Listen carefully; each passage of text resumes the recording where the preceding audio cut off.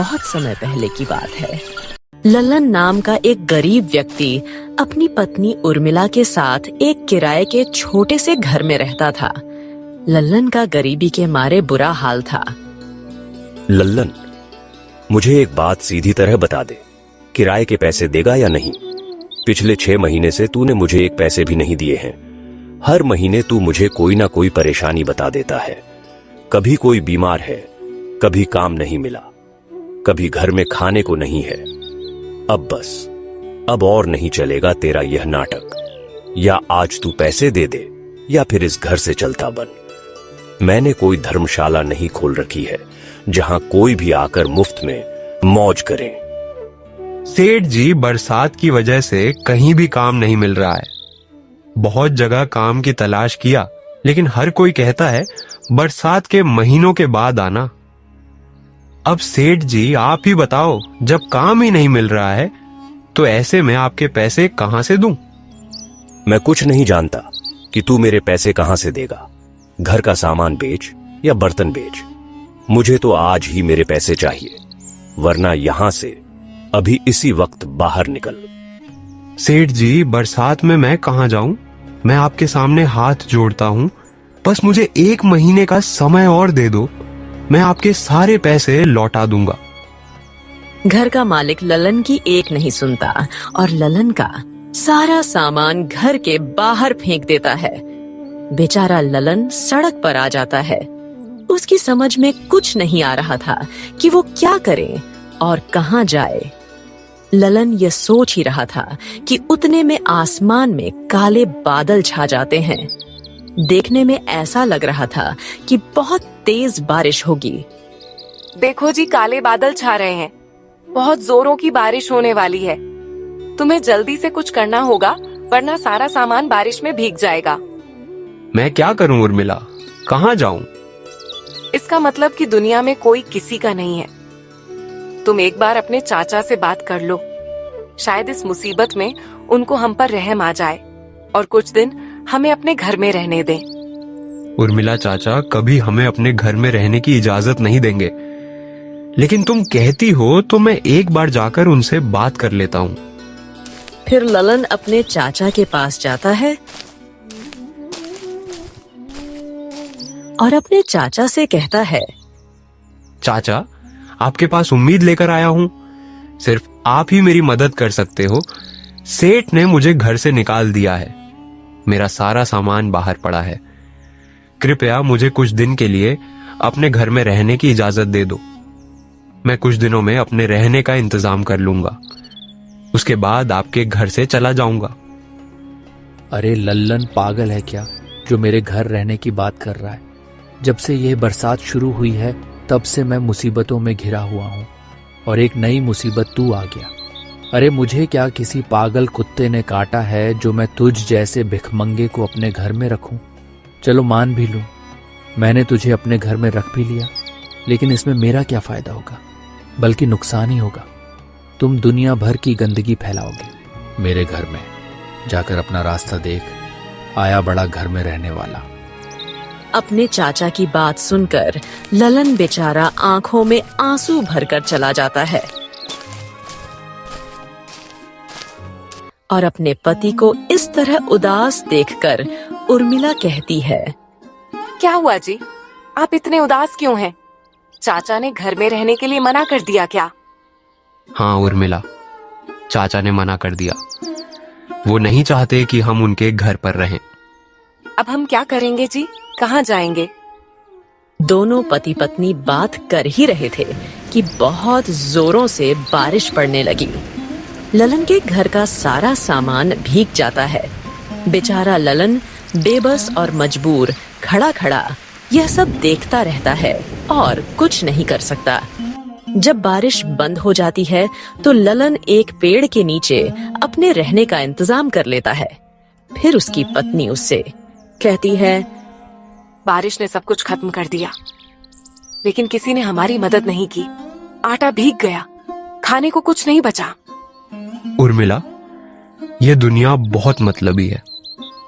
बगैर मतलब के ईश्वर को भी याद नहीं करते हैं। मैं देखता हूँ अगर कोई काम मिल गया तो राशन ले आऊंगा, इतना कहकर ललन काम की तलाश में निकल पड़ता है। वो बहुत सी जगह मजदूरी का काम मांगता है, लेकिन कहीं उसे कोई काम नहीं मिलता। वो थक हार कर एक सेठ के पास जाता है और सेठ से कहता है, सेठ जी, कोई काम हो तो मुझे दे दीजिए। घर की हालत बहुत बुरी है, मुझे काम की बहुत जरूरत है। कौन है बे तू? पहले तुझे कहीं नहीं देखा। क्या काम चाहिए तुझे? पढ़ा लिखा है थोड़ा बहुत? सेठ जी, पढ़ा लिखा तो नहीं हूँ, मजदूरी का काम हो तो बता दीजिए। मेरे पास पहले से ही बहुत मजदूर हैं। अब मुझे और मजदूरों की जरूरत नहीं। बरसात की वजह से धंधा बहुत मंदा चल रहा है। सेठ जी, मेरी मजबूरी समझिए। काम की मुझे बहुत जरूरत है। सर ढकने को छत नहीं है और खाने को राशन नहीं है। मुझे और मेरी पत्नी को इस बरसात में बाहर रहकर ही रात गुजारनी पड़ती है। अरे भाई, तू मुझे अपनी कहानी क्यों बता रहा है? मेरे पास तेरे जैसे बहुत लोग आते हैं। मैंने क्या तुम्हें काम देने का ठेका ले रखा है? जा यहाँ से अपनी राह ले।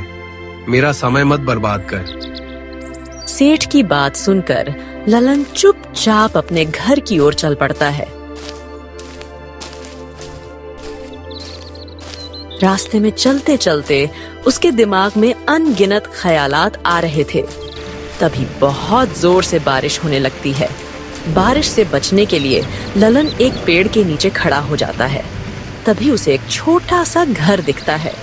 ललन उस घर के पास जाकर उसका दरवाजा खटखटाने लगता है। घर के अंदर से एक आदमी आता है।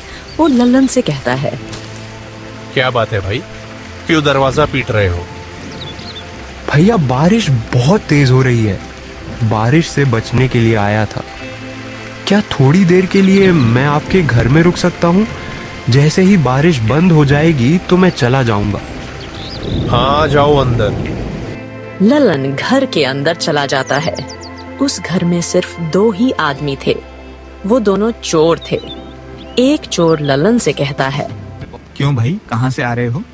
बहुत थके हुए मालूम होते हो। मैं काम ढूंढने आया था, लेकिन कहीं भी काम नहीं मिला। बहुत लोगों के सामने हाथ जोड़े, लेकिन किसी ने काम नहीं दिया। मेरी पत्नी भूखी प्यासी मेरा इंतजार कर रही होगी। समझ नहीं आता अब जाकर उसे क्या जवाब दूंगा। एक काम है, अगर तुम चाहो तो हमारे साथ कर सकते हो, लेकिन काम मुश्किल है। कोई भी काम हो, कितना भी मुश्किल हो, मैं करने के लिए तैयार हूँ। बस आप मुझे काम दिलवा दो। ठीक है, आज रात आ जाना, इसी घर में काम करने चलेंगे। भाई, ऐसा कौन सा काम है जो रात में करना पड़ेगा? देखो, दरअसल हम चोर हैं, चोरी करते हैं। अगर तुम चाहो तो हमारे साथ चोरी कर सकते हो। चोर की बात सुनकर ललन घबरा जाता है और फिर कहने लगता है, भाई, मैं चोरी नहीं कर सकता। किसी का दिल दुखाकर मैं अपना पेट नहीं भरना चाहता। यह बहुत बड़ा पाप है। हम गरीब आदमियों के घर में चोरी नहीं करते हैं। हम उन लोगों के घर में चोरी करते हैं जो बहुत मालदार होते हैं। देखो, ईमानदारी से मेहनत करके तुम अपना पेट भी नहीं भर सकते। हमेशा इसी तरह धक्के खाते रहोगे। अपनी हालत देखो, क्या हाल हो रहा है तुम्हारा। भूखा रह रहकर कितने कमजोर हो गए हो। और घर पर तुम्हारी पत्नी तुम्हारा इंतजार कर रही होगी कि तुम उसके लिए कुछ खाने को लेकर आओगे। जब उसे पता चलेगा कि तुम्हें कहीं भी काम नहीं मिला और खाली हाथ लौट आए हो, तो उसके ऊपर क्या गुजरेगी। और वो बेचारी पूरी रात भूखे रहकर गुजारेगी। चोर की बात सुनकर ललन सोच में पड़ जाता है। कुछ देर सोचने के बाद वो बोलता है, तुम ठीक कहते हो। इस गरीबी ने मुझे कहीं का नहीं छोड़ा। घर से बेघर कर दिया और कोई मदद करने को भी तैयार नहीं है। मेरी पत्नी और मैं हमेशा भूखे रहकर ही सारा दिन गुजारते हैं। मैं तुम्हारे साथ चोरी करने को तैयार हूँ। मैं आज रात यहीं आ जाऊंगा। इतना कहकर ललन जाने लगता है। तभी चोर उसे रोककर कुछ पैसे देता है और कहता है, तुम्हारी पत्नी तुम्हारा इंतजार कर रही होगी। इन पैसों से तुम अपने घर का राशन ले जाना। चोर से पैसे लेकर ललन बहुत खुश होता है और फिर उसका धन्यवाद करके अपने घर चला जाता है।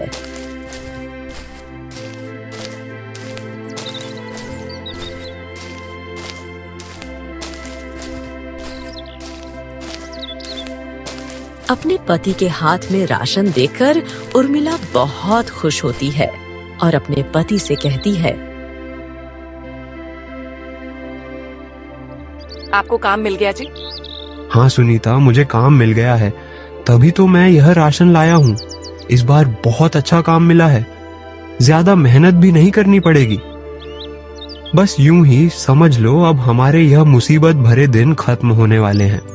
आप हाथ मुंह धो लो, मैं खाना बना देती हूँ। आपने कल से कुछ नहीं खाया है। दोनों पति पत्नी खाना खा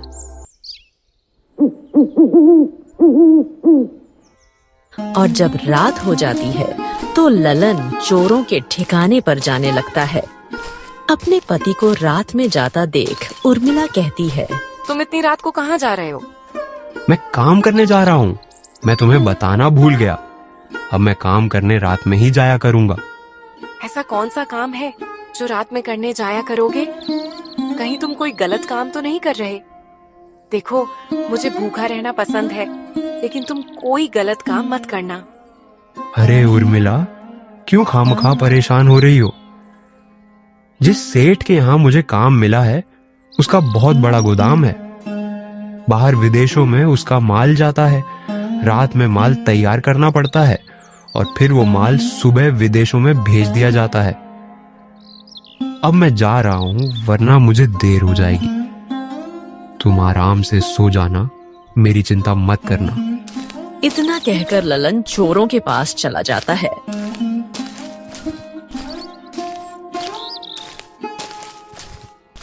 ललन को देखकर चोर कहता है, आ गए ललन, बहुत अच्छा किया जो समय से आ गए। अब मेरी बात जरा ध्यान से सुनो। आज हम श्यामनाथ सूदखोर के घर चोरी करेंगे। श्यामनाथ सूदखोर ने गरीबों से ब्याज लेकर बहुत पैसा इकट्ठा कर लिया है। आज हम उसके घर का सारा धन साफ कर देंगे, लेकिन हमें यह काम बहुत सावधानी से करना होगा। फिर तीनों श्यामनाथ के घर चोरी करने निकल पड़ते हैं।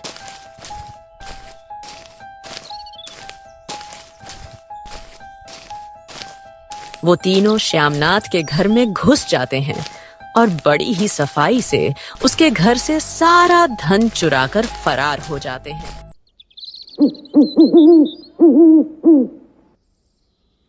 ललन इतना सारा धन देखकर बहुत खुश होता है। इतना सारा धन मैंने एक साथ कभी नहीं देखा। आज पहली बार इतना सारा धन देख रहा हूँ। देखा लल्लन, हमने तुमसे कहा था ईमानदारी से कुछ नहीं होने वाला। अब तुम्हारे हिस्से में इतना धन आएगा जितना तुमने अपने पूरे जीवन में नहीं कमाया होगा। फिर चोर उस सारे धन के 3 हिस्से करता है और एक हिस्सा लल्लन को दे देता है। लल्लन एक पोटली में अपना धन बांधकर अपने घर चला जाता है। जब उसकी पत्नी लल्लन के पास इतना सारा धन एक साथ देखती है तो वो बहुत हैरान होती है और अपने पति से कहती है, ये तुम इतना सारा धन कहाँ से लाए हो? तुमको बताया तो था, नया काम शुरू किया है। मालिक ने एडवांस दिया है घर खर्च के लिए। इतने सारे पैसे कोई कैसे दे सकता है? मैं नहीं मानती। जरूर बात कुछ और है जो तुम मुझसे छिपा रहे हो। अपनी पत्नी के बार बार सवाल करने से ललन को गुस्सा आ जाता है। वो गुस्से में अपनी पत्नी से कहता है, क्या तुम मुझसे बात पर सवाल कर रही हो? तुम्हें आम खाने से मतलब रखना चाहिए, गुठली से नहीं। नहीं चाहिए मुझे ऐसा धन जो चोरी करके लाया गया हो। मैं अच्छी तरीके से समझ गई हूँ, जरूर तुमने किसी के साथ मिलकर चोरी की है। हाँ, मैंने चोरी की है। मैं चोर बन गया हूँ और मैं अब चोरी ही करूंगा। चोरी करना ही अब मेरी किस्मत है। मैंने कितने समय तक काम ढूंढा, लोगों के सामने हाथ फैलाए, भीख मांगी, ठोकरें खाई, लेकिन किसी ने मुझे काम नहीं दिया। किसी को मुझ पर तरस नहीं आया। घर से बेघर हो गया और बारिश में इस पेड़ के नीचे जिंदगी गुजारनी पड़ रही है। इसीलिए अब मैं चोरी ही करूंगा और इतने पैसे जमा करूंगा जिससे मैं अपना घर ले पाऊं। अगले दिन जब सेठ श्यामनाथ को पता चलता है कि किसी ने उसका सारा धन चुरा लिया है, तो वह अपना सर पीट लेता है और गुस्से में कहता है, किसमें इतनी हिम्मत है जिसने मेरे घर में चोरी की है? मेरी पूरी जिंदगी की कमाई एक दिन में चुरा ले गया। एक बार वो मुझे मिल गया, मैं उसे छोड़ूंगा नहीं।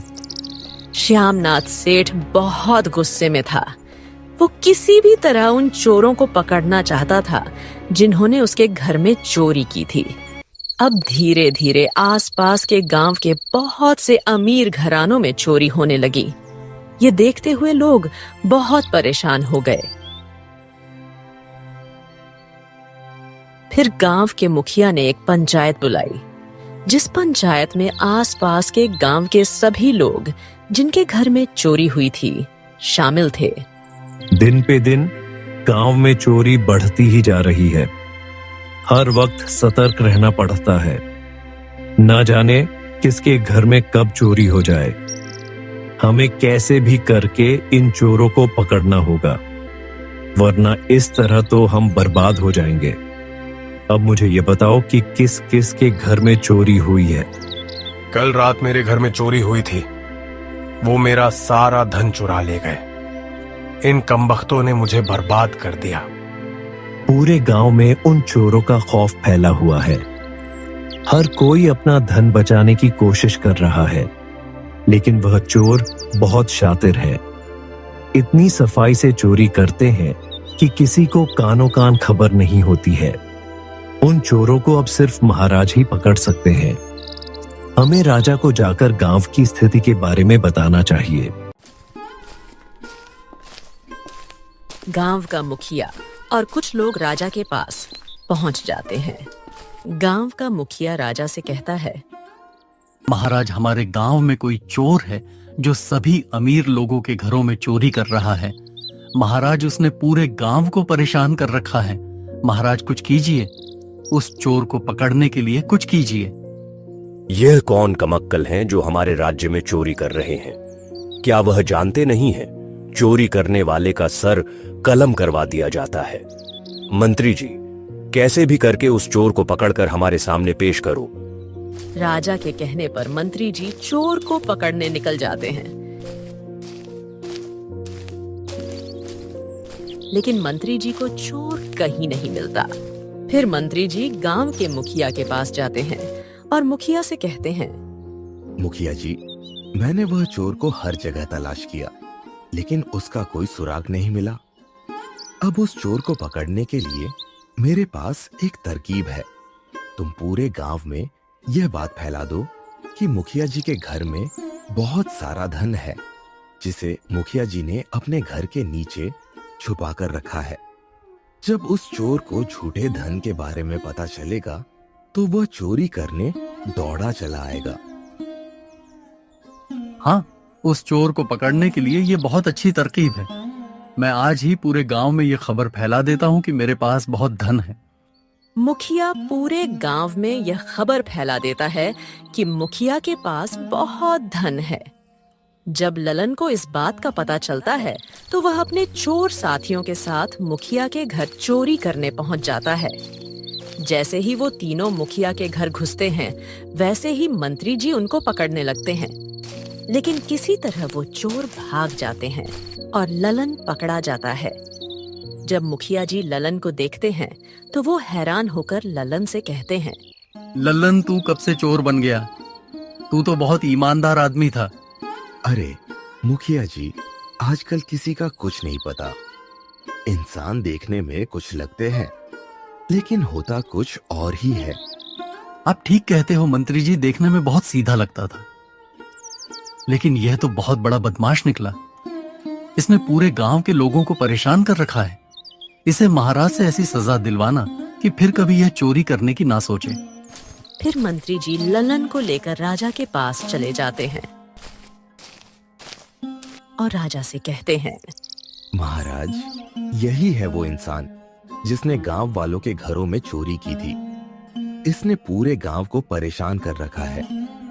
इसे ऐसी सजा दो कि फिर कभी कोई चोर चोरी करने की ना सोचे।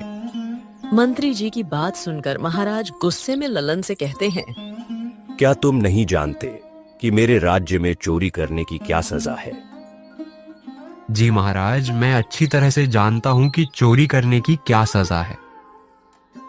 सब कुछ जानने के बावजूद तुमने चोरी क्यों की? क्या तुम्हें अपनी जिंदगी प्यारी नहीं है? महाराज, हर इंसान को अपनी जिंदगी प्यारी होती है, लेकिन मजबूरी इंसान को सब कुछ करवा देती है। महाराज, मैं और मेरी पत्नी एक किराए के घर में रहते थे, लेकिन मैं किराया नहीं दे पाया।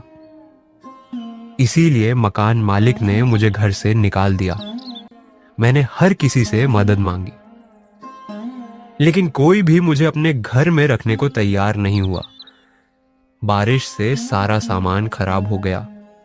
मैंने और मेरी पत्नी ने पेड़ के नीचे भूखे प्यासे रहकर अपने दिन गुजारे। मैंने काम बहुत तलाश किया, किसी ने मुझे काम नहीं दिया। भूखा रहने की वजह से मेरी पत्नी बीमार रहने लगी। इसीलिए मैंने थक हार कर चोरी का रास्ता अपनाया। ललन ने विस्तार से सारी बात महाराज को बता दी। ललन की बात सुनकर महाराज बोले, तुम्हारे साथ जो भी हुआ गलत हुआ, लेकिन चोरी करना सही नहीं है।